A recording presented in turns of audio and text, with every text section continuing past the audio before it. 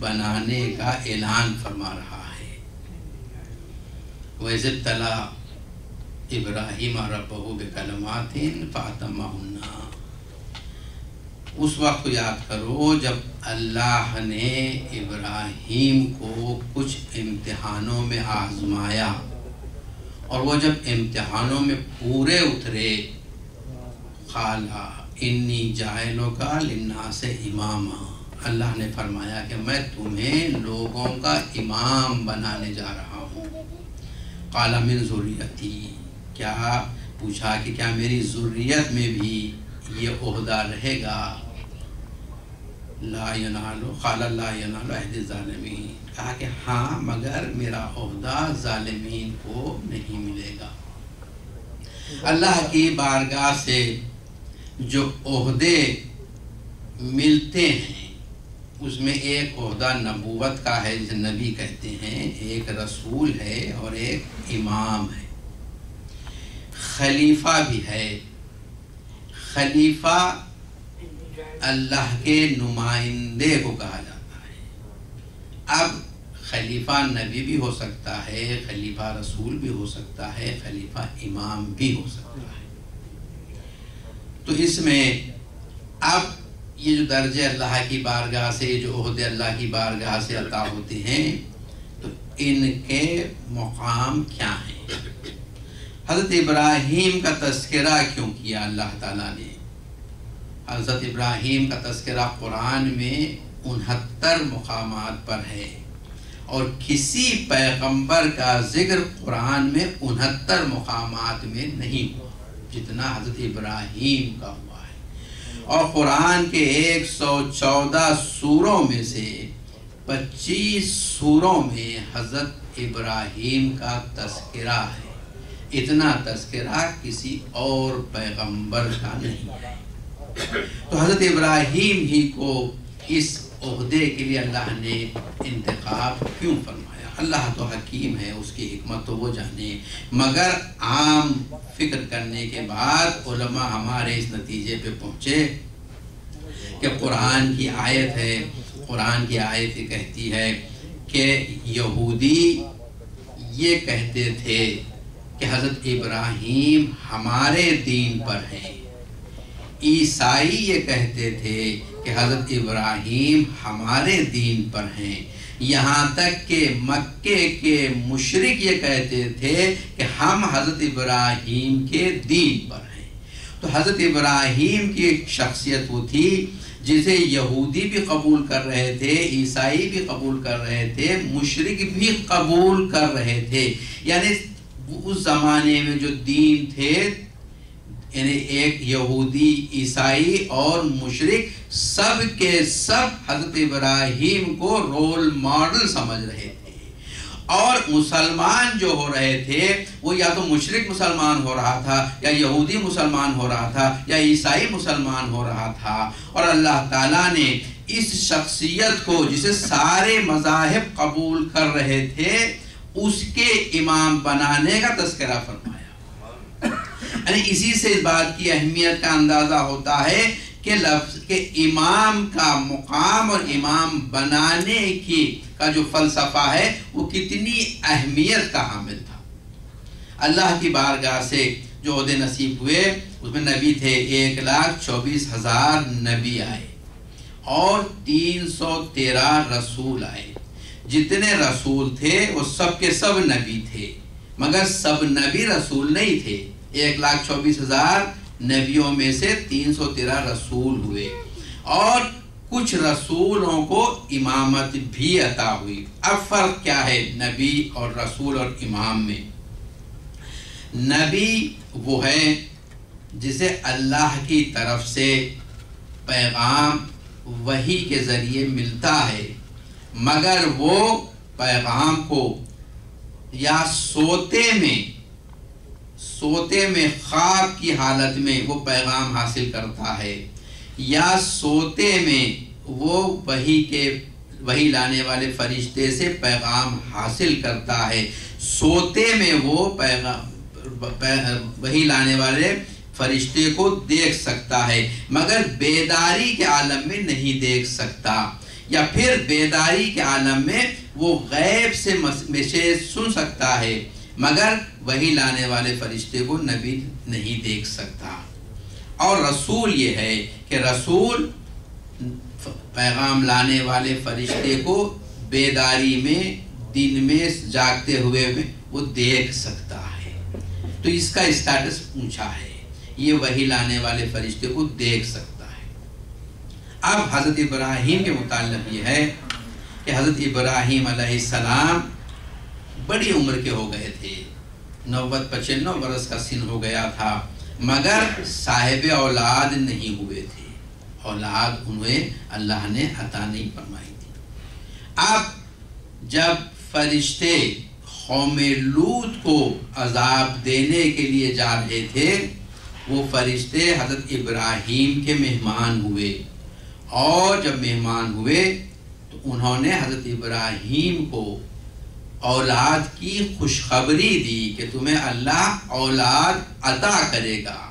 تو حضرت ابراہیم نے تعجب کیا، حضرت ابراہیم کی زوجہ نے یہ کہا کہ میں اب اس عمر میں ماں بنوں گی، یعنی یہ اس قدر ان کا سن زیادہ ہو گیا تھا کہ انہیں یقین نہیں آتا تھا، اور جب تک صاحب اولاد نہیں ہوئے تھے، فرشتے کو دیکھ رہے تھے، یعنی رسول تھے مگر صاحب اولاد نہیں ہوئے تھے، اور جب انہیں امام بنانے کا ذکر ہو رہا ہے تو اپنی اولاد کے لیے تمنا کر رہے ہیں، تو یہ بات ظاہر ہے کہ امامت کا عہدہ انہیں اس وقت ملا جب وہ صاحب اولاد تھے، تو اب امامت کا عہدہ رسالت کے عہدے سے بڑا ہوا کہ نہیں؟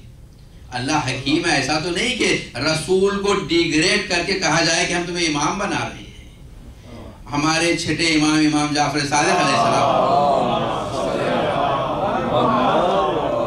فرمایا کہ اللہ نے حضرت ابراہیم کو پہلے اپنا بندہ قرار دیا، اس کے بعد انہیں نبی بنایا، اس کے بعد انہیں رسالت عطا کی، رسول بنایا، اس کے بعد انہیں خلیل بنایا، اور خلیل بنانے کے بعد کہا کہ میں تمہیں لوگوں کا امام بنانا جا رہا ہوں، اور حضرت ابراہیم کی نظر میں یہ عہدہ اتنا بڑا نظر آیا کہ انہوں نے اپنی اولاد کے لیے بھی مانگ لیا۔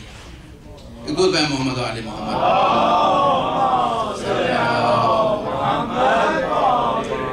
اگر حضرت ابراہیم سے پوچھا جائے کہ حضرت ابراہیم خلیل اللہ، آپ کو نبی بنایا گیا، آپ نے اپنے اولاد کے لیے تمنا نہیں کی، رسول بنایا گیا تمنا نہیں کی، آپ کو خلیل بنایا گیا تمنا نہیں کی، مگر امام بنانے کا اعلان ہوا تو آپ نے تمنا کر لی اپنی اولاد کے لیے، اس کی وجہ کیا ہے؟ تو عجب نہیں حضرت خلیل یہ کہیں کہ میں وہ عہدے کیوں مانگوں جو 11 ہجری میں ختم ہونے والے ہیں، اگر اپنی اولاد کے لیے مانگنا ہی ہے تو وہ عہدہ مانگ لوں جو صبح قیامت تک رہنے والا ہے۔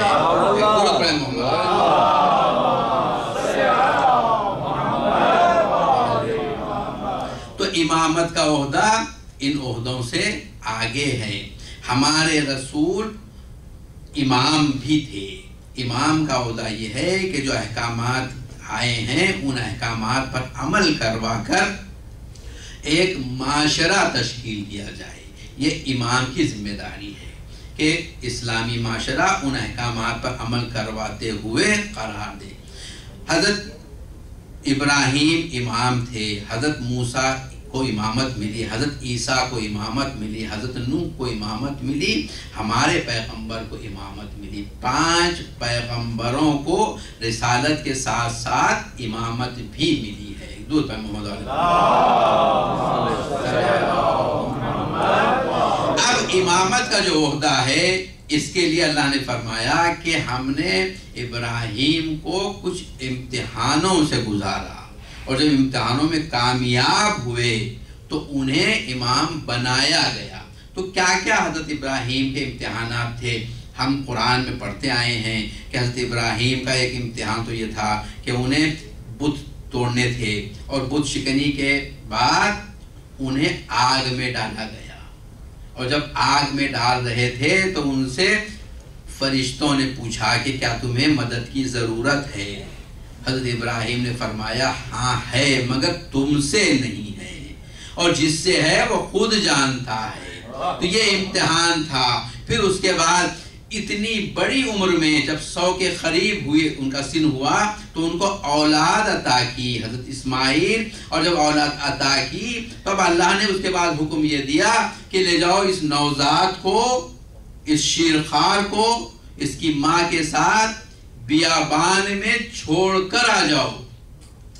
یعنی خانہ کعبہ کے پاس، جب خانہ کعبہ نہیں تھا وہاں پر مکے کے اس میں جب چھوڑ کر واپس جا رہے تھے تو حضرت حاجرہ نے پوچھا کہ مجھے اور اس بچے کو، اس دودھ پیتے بچے کو کس پر چھوڑے جا رہے ہو؟ کہا کہ اس پر جس کا حکم ہے اللہ پر چھوڑے جا رہا ہوں۔ اور اس کے بعد آپ کو معلوم ہے کہ جب پیاس کی شدت ہوئی اور حضرت اسماعیل نے ایریا رگڑی تو زمزم کا چشمہ وجود میں آیا۔ تو یہ امتحان، اب سوچئے 100 سال کی عمر میں اولاد عطا ہوئی، اور اس اولاد کے لیے یہ حکم ہو رہا ہے کہ جاؤ اسے بیابان میں چھوڑ کے آ جاؤ۔ ابھی یہیں پر اکتفا نہیں، بلکہ جب 10-11 برس کے ہو گئے تو اب خواب حضرت ابراہیم نے دیکھا کہ میں اسماعیل کو اپنے ہاتھوں سے ذبح کر رہا ہوں، اور اس کے بعد ذبح کرنے کے لیے لے گئے، اور جب اس امتحان سے بھی کامیاب نکلے تو اللہ نے اس کے بعد انہیں امام بنانے کا، تو امام اسے بنایا جاتا ہے جو اپنی جان کی پرواہ نہ کرے، اپنی اولاد کو اللہ کی رضا کے لیے اپنے ہاتھوں سے تحقیق کرنے کے لیے تیار ہو جائے۔ تو امامت کا عہدہ یہ ہے، یعنی اس امتحانوں سے کوئی گزرے تو اسے امامت کا عہدہ دیا جاتا ہے۔ اب آئیے مدینے کے اس امام کو دیکھیے جس سے یہ نہیں کہا گیا تھا کہ تم علی اصغر کی قربانی دو، اور وہ قربانی دینے کے لیے خود سے راضی ہو جائے۔ تو اب اگر اللہ تعالیٰ اس امام کی ذریت میں تمام انبیاء کو رکھ دے تو کون سی بڑی بات ہے۔ دودھ پڑھیں محمد علیہ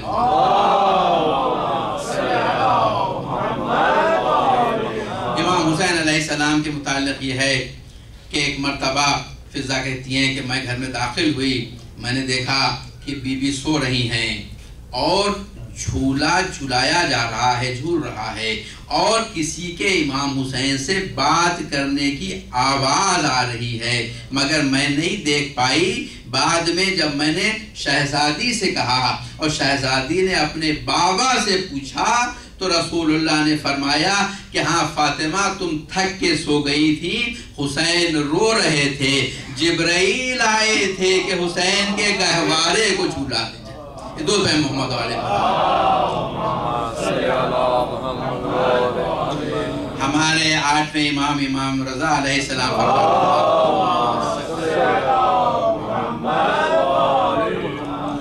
آپ فرماتے ہیں کہ امام کا مقام وہ ہے کہ عام انسان اسے سمجھ بھی نہیں سکتے۔ آپ نے فرمایا کہ اللہ تعالیٰ نے قرآن نازل فرمایا اور قرآن میں یہ آیت بھی آ گئی، وَمَا فَرَّطْنَا فِي الْكِتَابِ مِنْ شَيْءٍ، ہم نے اس کتاب میں کسی شے کو نہیں چھوڑا، یعنی ہر چیز اس میں ہم نے داخل کر دی، مگر اس کے باوجود دین کے کامل ہونے کا حکم نہیں آیا۔ دین کے کامل ہونے کا حکم اس وقت آیا جب رسول کے جانشین کا اعلان ہو گیا، نہ صرف رسول کے جانشین کا بلکہ رسول کے جانشینوں کا اعلان ہوا، یعنی کوئی ایسی چیز تشنا نہ رہ گئی اسلام کے لیے کہ اب رسول کے بعد رسول کی جانشینی کا کیا ہوگا۔ جب یعنی امام کے اعلان کے بعد ہی اسلام کے کامل ہونے کی سند آئی ہے۔ دودھ پہ محمد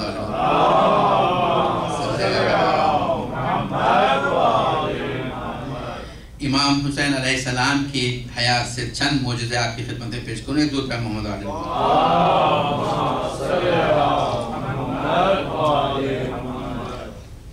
چونکہ یہ جشن شہزادے علی اکبر کے تعلق سے بھی ہے، کیونکہ شہزادے کی ولادت بھی اسی مہینے میں ہے۔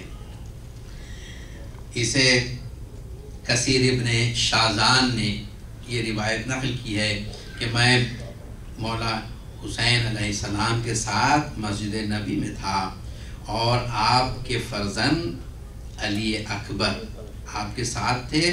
علی اکبر علیہ السلام کا بچپنا تھا. ایک مرتبہ علی اکبر علیہ السلام نے بابا سے خواہش کی کہ بابا میں چاہتا ہوں کہ انگور کھاؤں، اور انگور کا موسم نہیں تھا.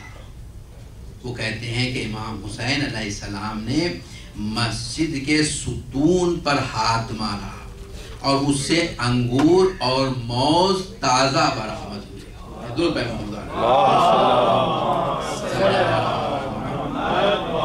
تو اس شہزادے کی یہ عظمت ہے کہ جب یہ اپنے بابا سے کوئی چیز مانگے تو امام حسین علیہ السلام نے یہ نہیں فرمایا کہ بیٹا اس کا یہ موسم نہیں ہے، اب انگور نہیں مل سکتے. انہوں نے صرف انگور مانگا تھا اور امام نے انہیں اس ستون سے انگور اور موز دونوں عطا کیے اور اپنے ہاتھ سے اپنے اس فرزند کو کھلایا. دودھ پائے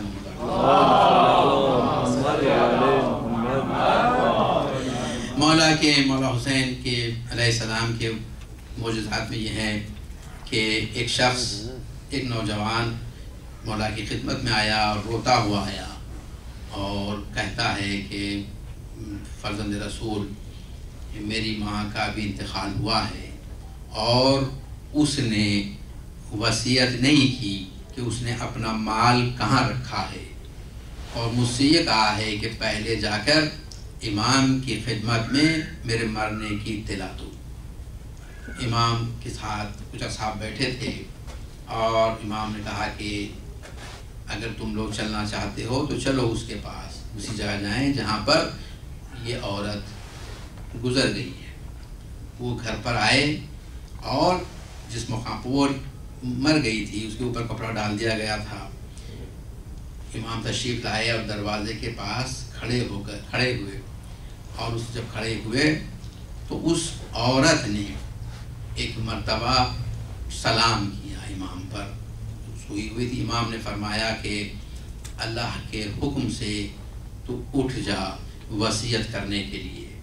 وہ اٹھ کر بیٹھ گئی اور اس کے بعد اس نے کہا کہ فرزند رسول میں نے اپنا مال 2 مقامات پر رکھا ہے، اس قدر مال اس مقام پر رکھا ہے، اس قدر مال اس مقام پر رکھا ہے، اور میں چاہتی ہوں کہ اس مال میں سے 1/3 آپ کو نظر کروں تاکہ آپ اپنے چاہنے والوں میں تقسیم کر دیں، اور 2/3 اس کا مال میری اولاد کو ہو، بشرطے کہ یہ آپ کے چاہنے والوں میں سے ہو. اگر یہ آپ کے چاہنے والوں میں سے نہیں ہے تو میں چاہتی ہوں کہ وہ مال بھی آپ اپنے اختیار میں رکھیں اور اپنے چاہنے والوں میں تقسیم کریں. امام نے فرمایا کہ نہیں، یہ ہمارے چاہنے والوں میں سے ہے. اور اس کے بعد پھر وہ جس طرح تھی اسی طرح لیٹ گئی، اور اس نے لیٹنے سے پہلے یہ کہا کہ یا فرزند رسول میری نماز جنازہ آپ پڑھائیے اور میرے کفن و دفن کا انتظام میرا لڑکا کرے گا. تو اس طریقے سے وہ مردہ زندہ ہوا، وہ زندہ ہوئی اور اس نے وصیت کی اور اپنی اولاد کا حق بھی اس نے بیان کیا، اور امام کو 1/3 اس نے امام کے چاہنے والوں کے لیے، اور پھر جس طرح تھی اس طرح وہ پھر ختم ہو گئی. دور پہ محمد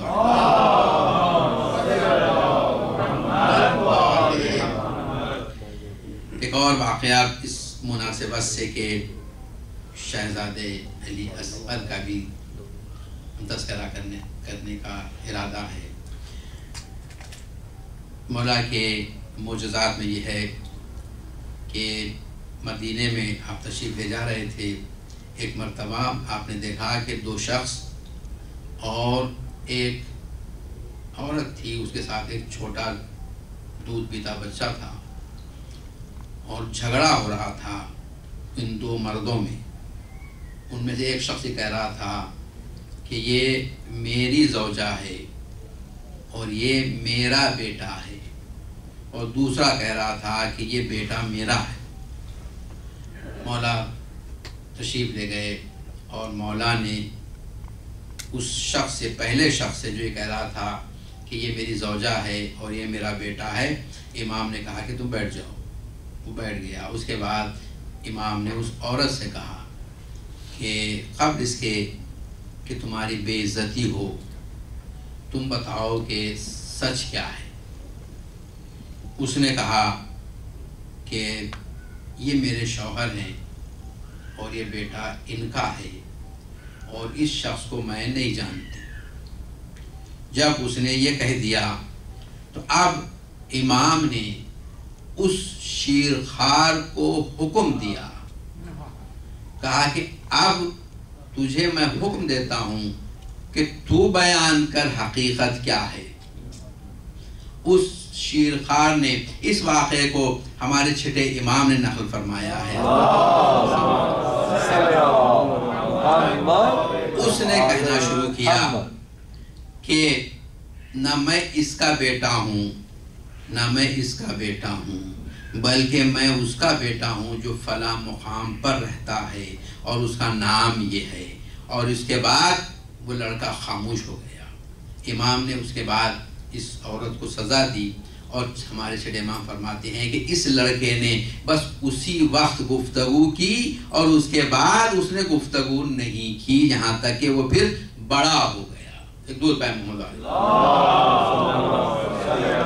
یہ امام کے اختیارات ہیں کہ ایک معمولی بچے کو، ایک معمولی شیرخوار کو اگر وہ حکم دے تو وہ گفتگو کرنے لگتا ہے، حقیقت بیان کرنے لگتا ہے. دو پائے محمد علی.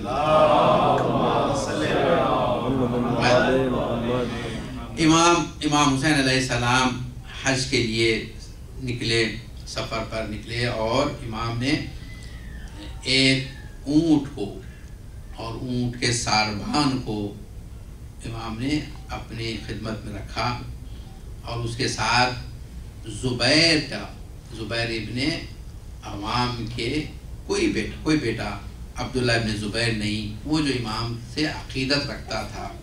اس میں بس یہ لکھا ہے کہ فرزند زبیر وہ امام کے ساتھ تھا. اور اس نے یہ روایت لکھی ہے، ہم مدینے سے مکے کی سمت جا رہے تھے اور دھوپ زیادہ ہو گئی تو ایک مرتبہ امام نے یہ ارادہ فرمایا کہ کچھ دیر سائے میں بیٹھیں، اور کھجور کا درخت تھا جو سوکھا ہوا تھا.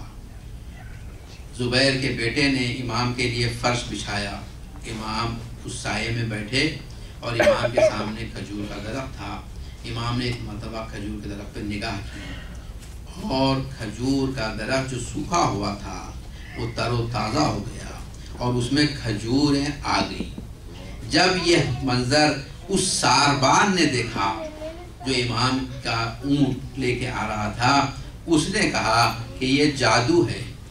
امام نے فرمایا کہ وائے ہو تجھ پر، یہ جادو نہیں ہے، رسول اللہ کے فرزند نے دعا کی ہے اور اللہ نے دعا قبول کی ہے.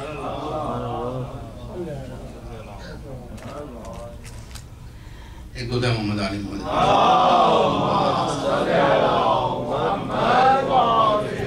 ایک مومنہ